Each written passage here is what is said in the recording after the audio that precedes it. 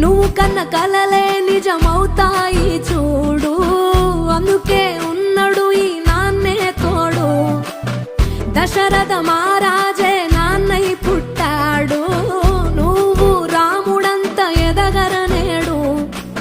చరితలు ఎన్నడు చూడని మమతల గూడే వీధిరో, సంపద అంటే ఏదో కాదురో, ఇంతకు మించి